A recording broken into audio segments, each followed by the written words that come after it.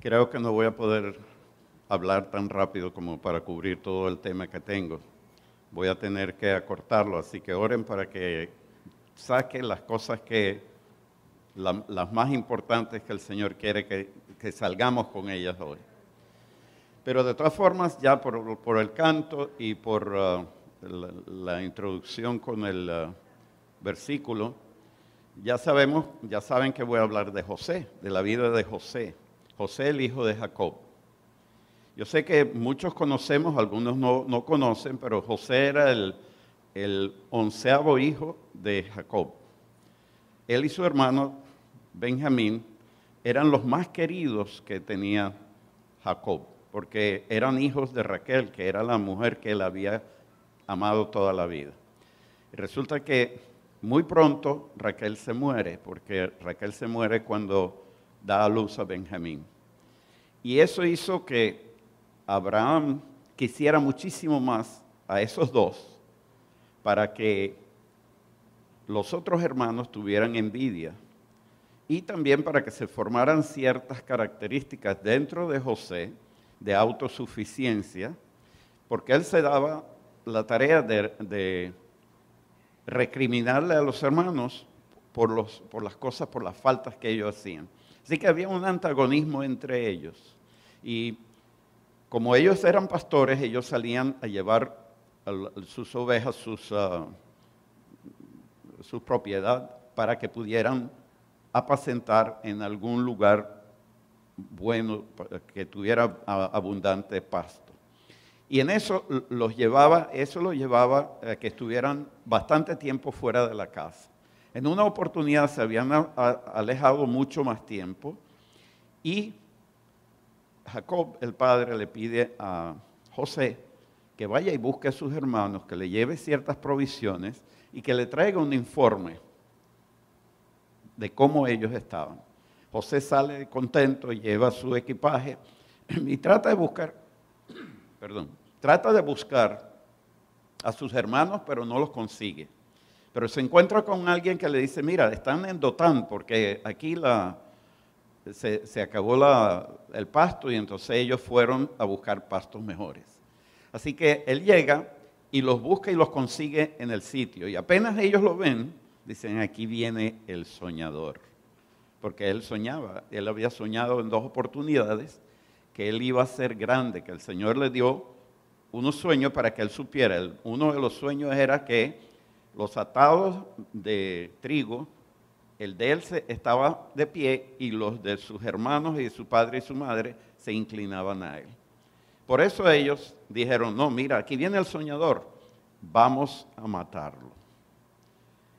Y trataron de ponerse de acuerdo. Cuando él llega, le quitan la túnica de colores y Rubén, que quería de alguna forma salvarlo, él llega y le dice a los hermanos, no nos manchemos la sangre de nuestro hermano, las manos con la sangre de nuestro hermano.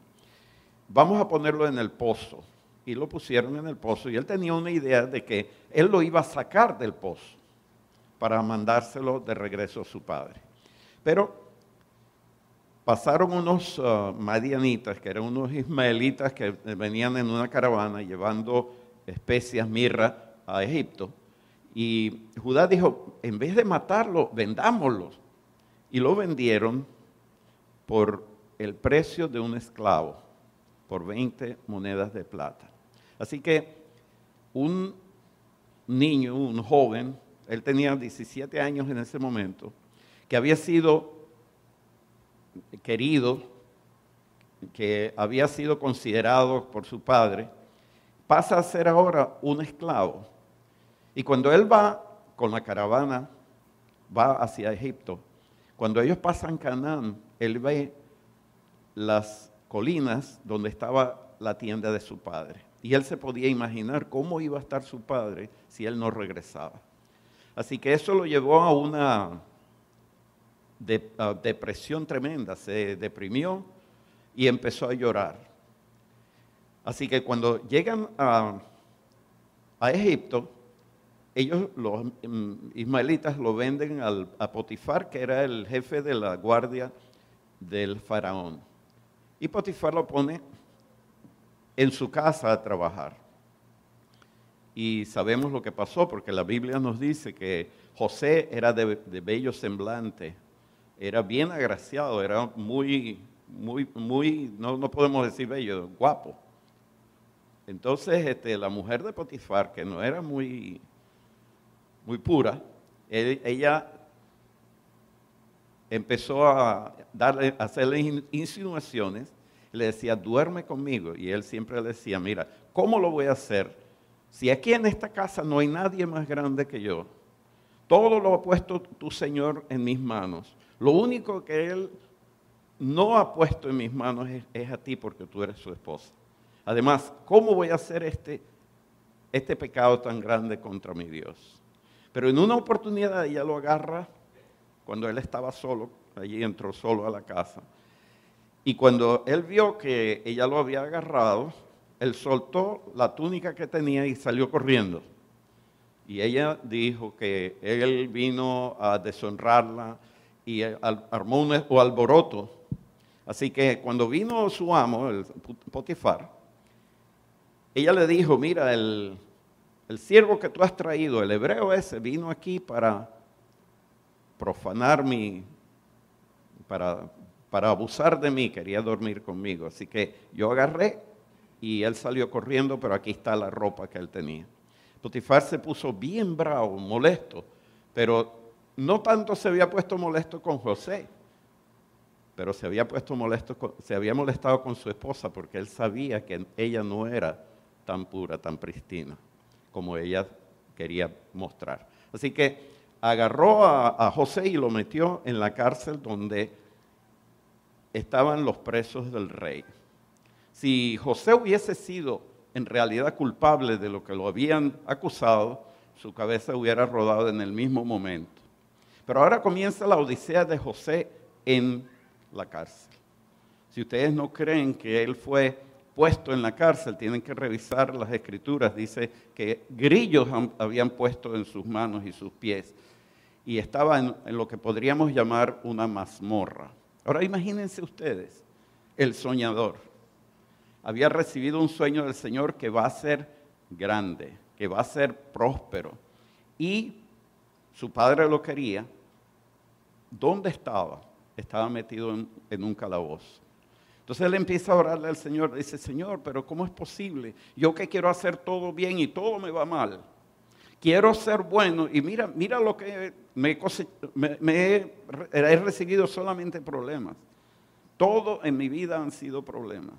Tú porque él tenía en su mente, él tenía esos sueños que él había soñado. Y él sabía que Dios no podía mentir.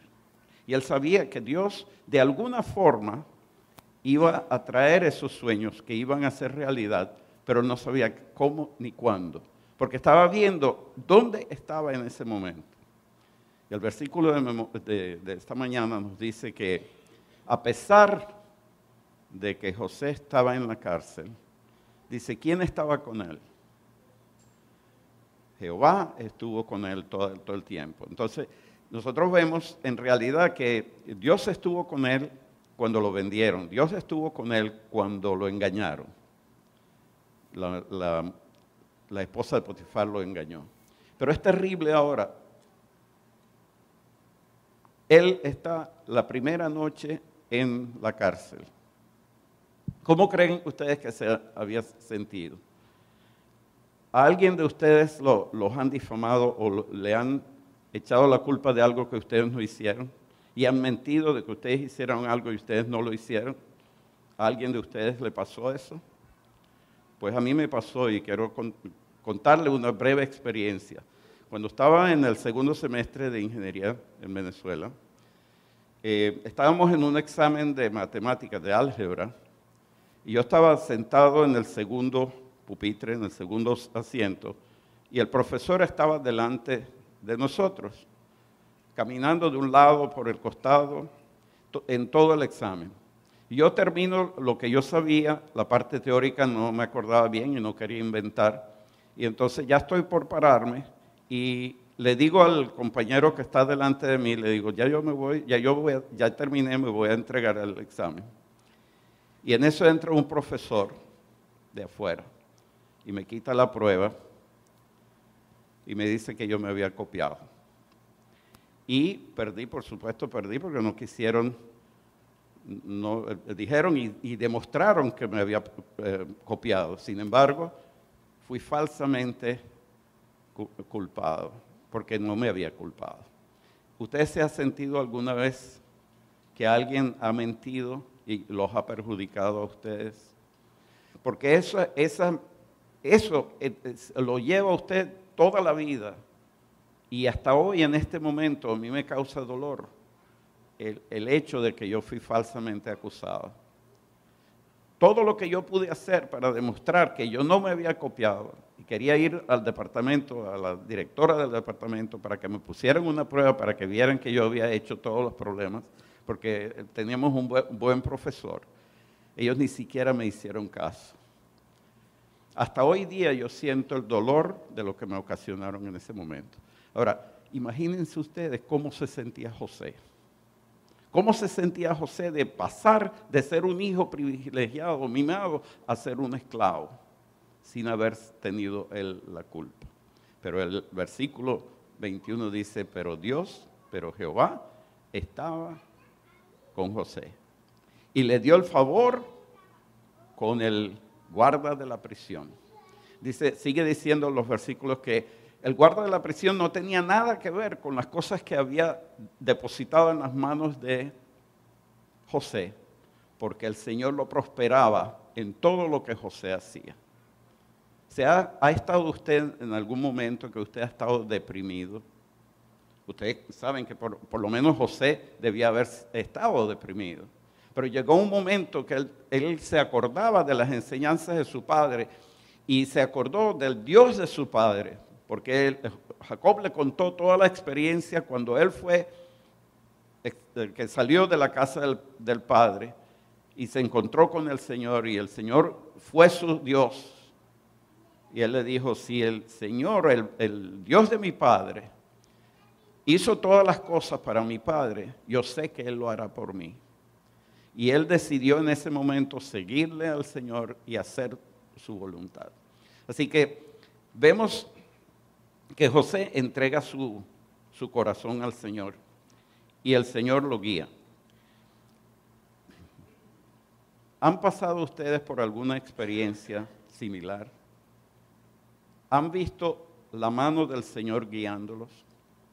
El Señor nos ha presentado en su palabra, nos dice que Él está siempre con nosotros y que su mano nos guía. Ahora, lo que es la idea del sermón de hoy es la lista de espera. Nosotros vemos a José que estuvo en la lista de espera del Señor. Él no sabía cuándo el Señor iba a contestar, él no sabía cómo él iba a contestar, pero él sabía que el Señor era fiel y verdadero y que iba a ponerle el lugar que le correspondía. Llegó entonces el momento en que él salió de la cárcel. Bueno, ustedes se acuerdan de la historia del copero y del panadero. El copero, él le descifró el sueño, y entonces el copero se olvidó después. José le pidió que por favor él se acordara para que le presentara al faraón. Y el copero se olvidó de José. Por 2 años después de que el Señor estuvo con José en la cárcel, por 2 años José tuvo que esperar para que el copero tuviera la oportunidad de presentar a José al faraón. Y sabemos en realidad que a pesar de que José estuvo en la cárcel, a pesar de todos los problemas que José había pasado, el Señor lo había levantado para que él sea el primer ministro de Egipto. Vemos en realidad que Dios quiere que nosotros seamos cabeza y que no seamos cola. Pero si nosotros trabajamos como si trabajáramos por el Señor. Y si nosotros demostramos en realidad que cuando nosotros trabajamos, nosotros no trabajamos para el empleador, sino trabajamos para el Señor, que es el dueño y creador de todo, entonces el Señor comienza a bendecirnos. Él comienza a darnos lo que Él tiene preparado para nosotros. Así que nosotros vemos que José, en un momento, él recibió las bendiciones del Señor. Y fue después cuando él llegó a ser el primer ministro, él llama a su padre, ustedes saben la historia, y el padre de él viene a Egipto, y el faraón se entrevista con el faraón y él le dice que su peregrinación fue muy corta y muy mala. Había pasado por muchos problemas.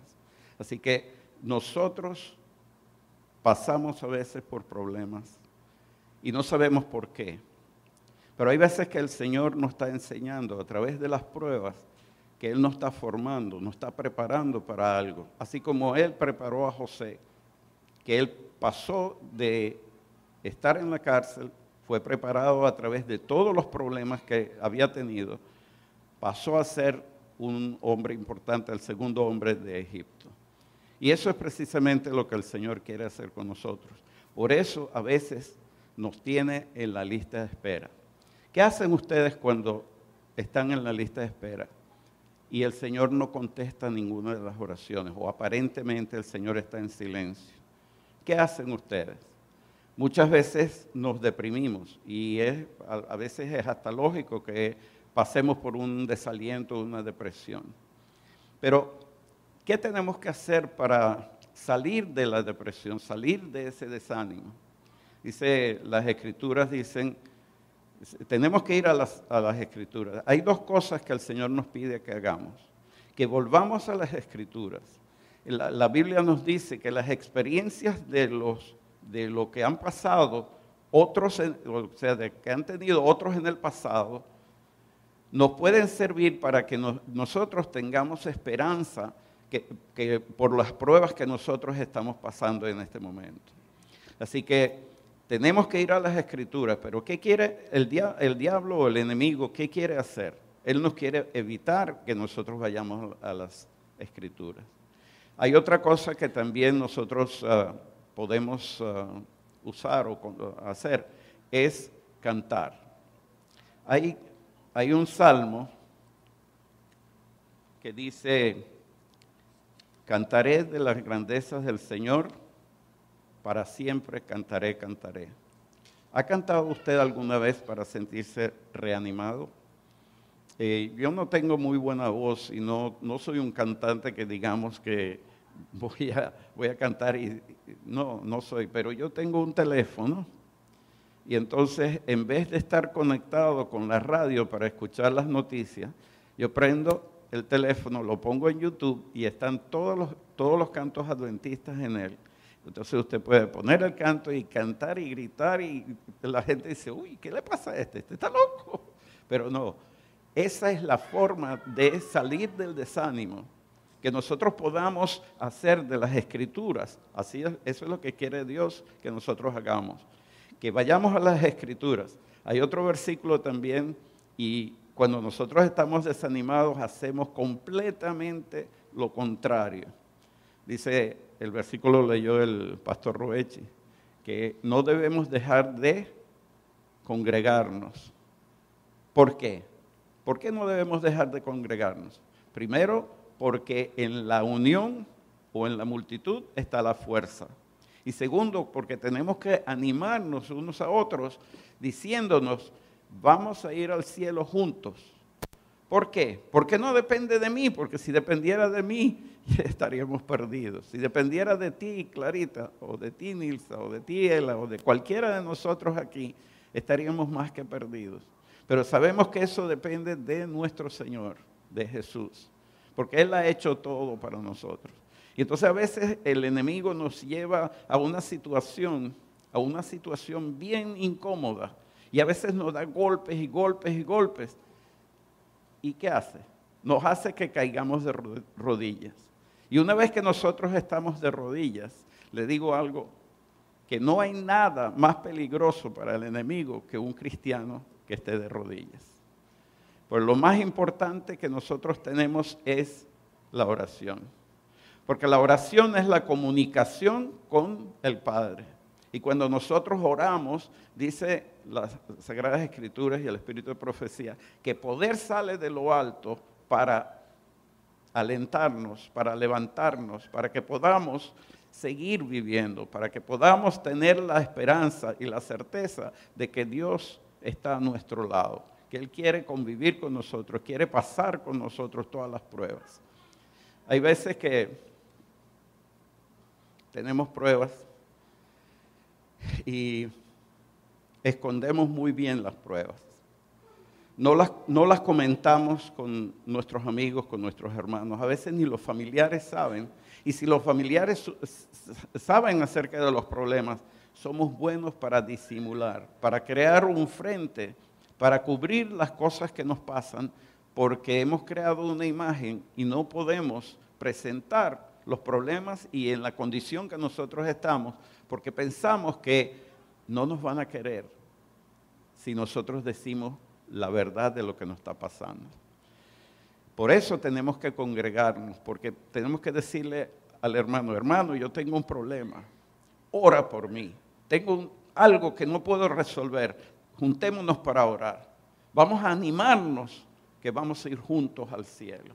Esa es la promesa más grande que nosotros tenemos, que vamos a estar con nuestro Salvador por la eternidad en el cielo. Así que muchas veces nosotros llegamos y nos creemos que somos unos cristianos perfectos, que hay otra cosa que cuando nosotros oramos, el Señor ora por nosotros. Acuérdense cuando el Señor le dice, Pedro, Satanás os ha pedido ¿para qué? Para zarandearos como a trigo. ¿Pero qué dice después Jesús? Dice, pero yo he orado para que tu fe no falte. ¿Y qué le dice después?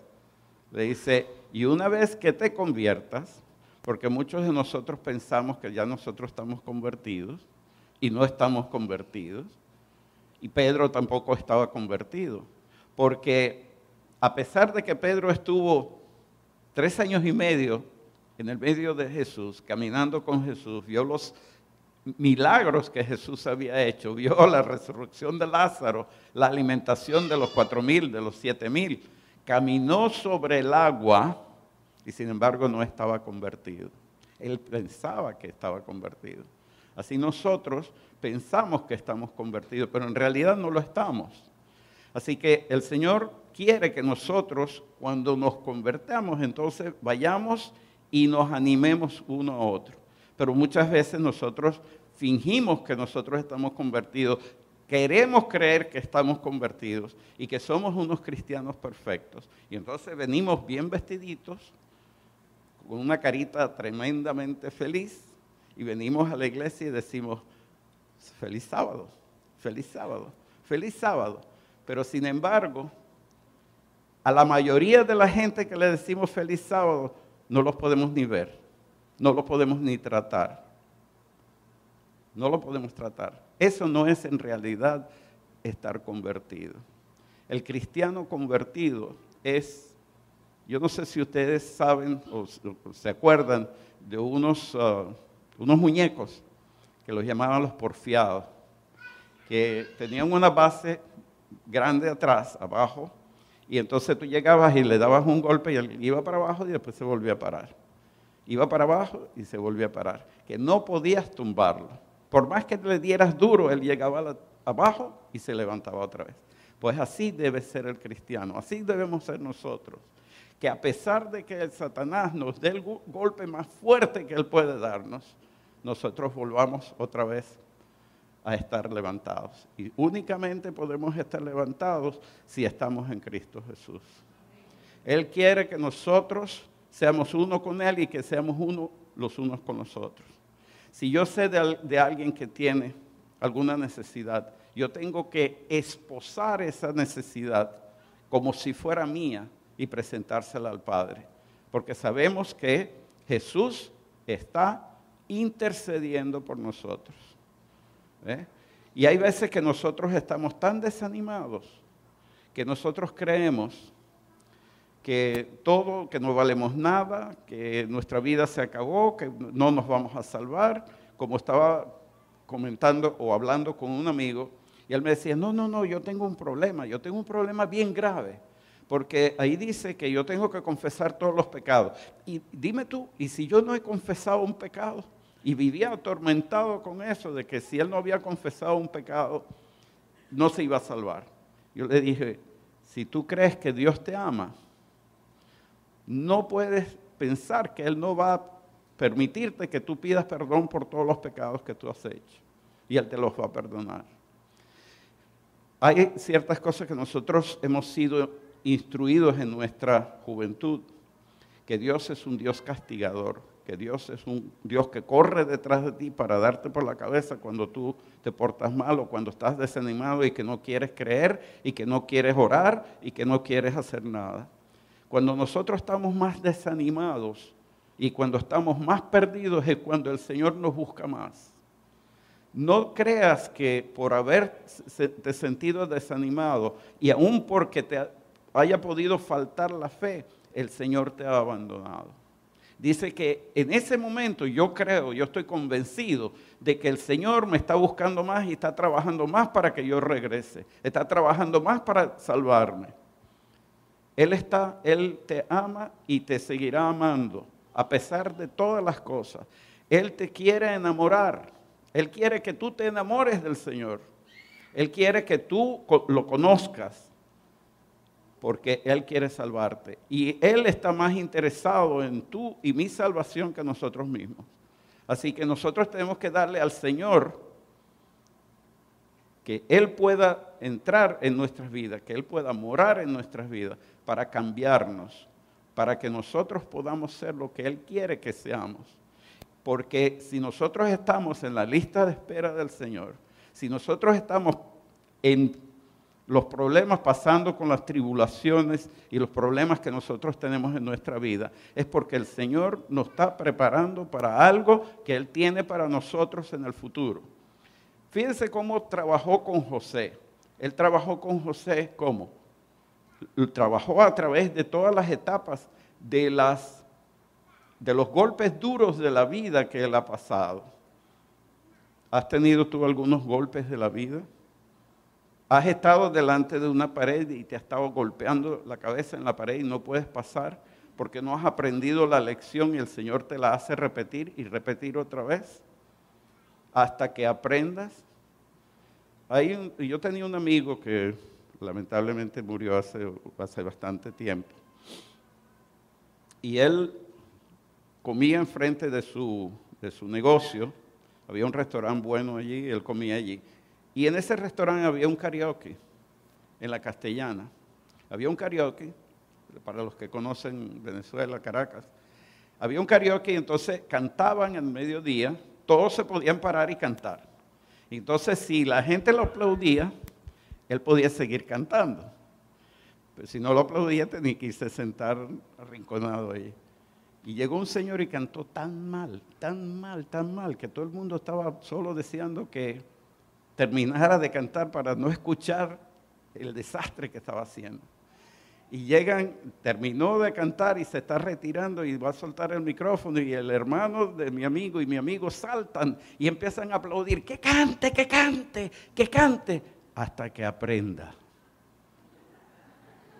Así es el Señor con nosotros. A veces nos hace repetir las pruebas, repetir las cosas, porque a veces estamos parados delante de una pared y estamos dándonos golpes con esa pared porque no podemos pasar, porque no hemos aprendido la lección.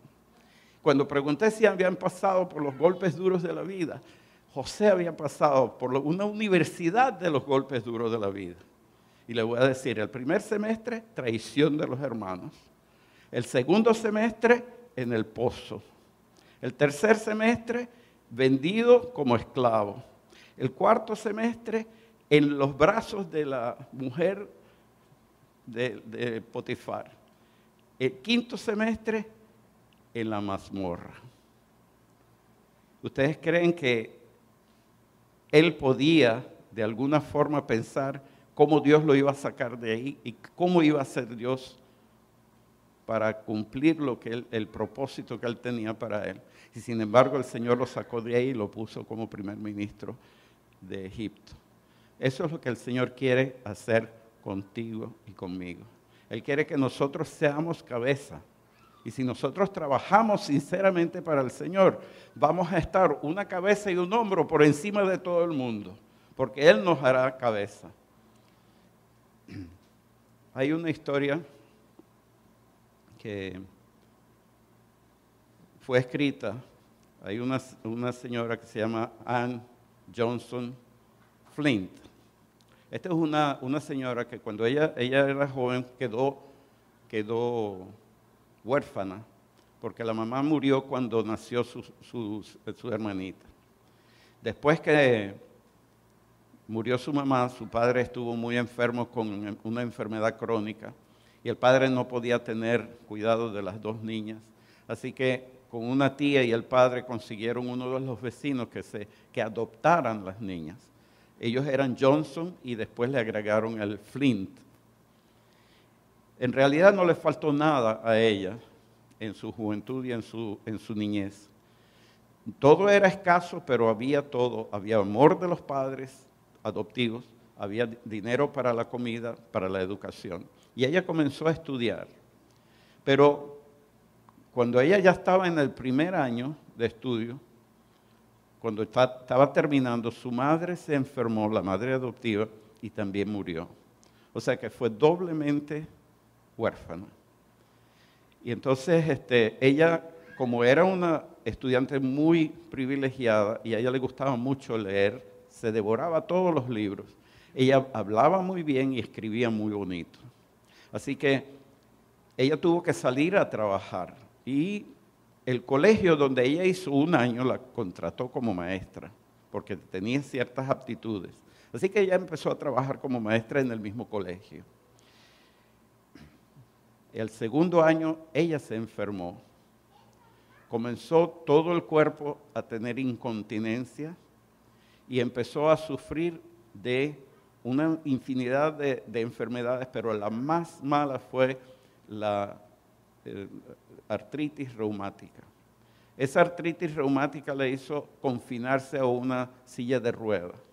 Se le torcieron todos los dedos y se le deformaron las manos y sin embargo ella escribía para alentar a los otros. Ella era de fe bautista, pero después se hizo metodista.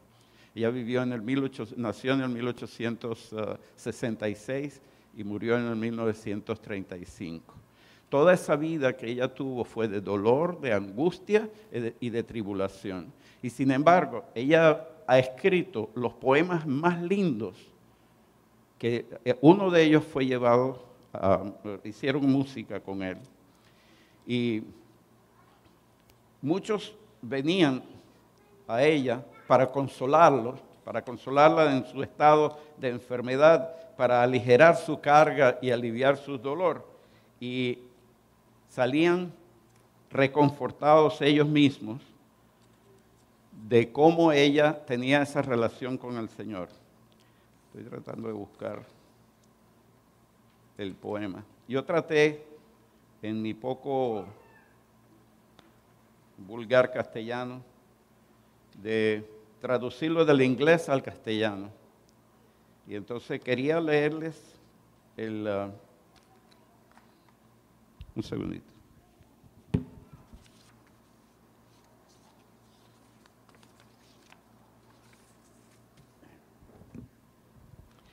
Me perdonan si no rima bien como rima el de inglés, pero está traducido al español.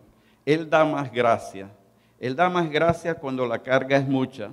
Él envía más fuerza cuando la labor aumenta. A la agregada aflicción Él agrega su gracia. A la multitud de pruebas multiplica su paz. Cuando hemos agotado la provisión de nuestros recursos, cuando nuestras fuerzas han fallado y el día no termina, Cuando hemos alcanzado el fin de nuestros acumulados recursos, el perdón de Dios apenas comienza. Su amor no tiene límites, su misericordia es sin medida. El límite de su poder es desconocido al hombre, porque de sus infinitas riquezas en Cristo, Él suple y vuelve a suplir. Ese es mi Dios. Ese es el Dios que nosotros tenemos y el Dios que nosotros adoramos. Que a pesar de nuestros problemas, a pesar de que nosotros estemos en la lista de espera, esperando que Él conteste, que conteste nuestras oraciones. Muchos de nosotros hemos orado los unos por los otros, hemos orado por nosotros mismos, hemos orado por nuestros hijos, hemos orado por los nietos, pero estamos dentro de la lista de espera del Señor, porque el Señor no ha contestado. ¿Qué hacemos cuando estamos en la lista de espera?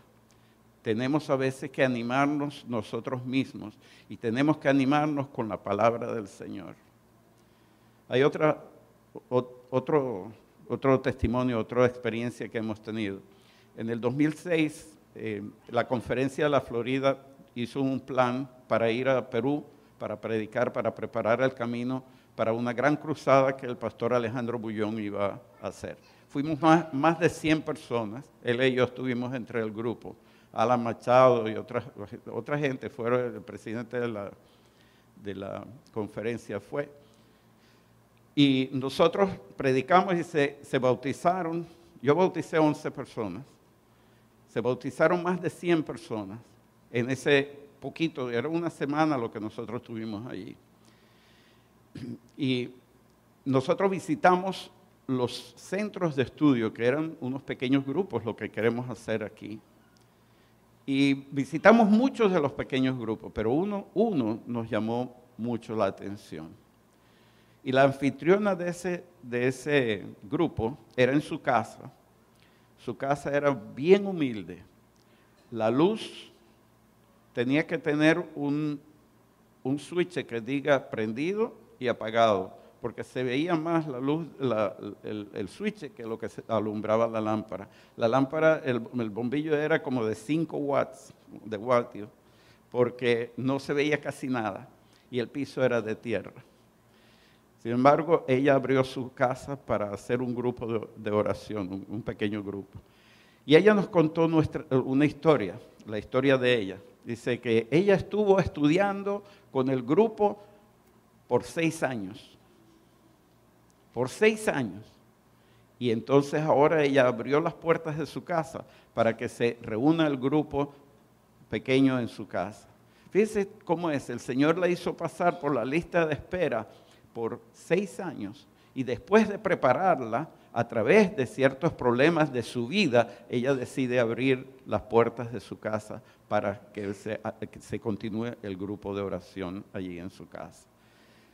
Así que muchas veces, si nosotros estamos preocupados por qué el Señor no contesta, el Señor, si no escuchamos su voz y no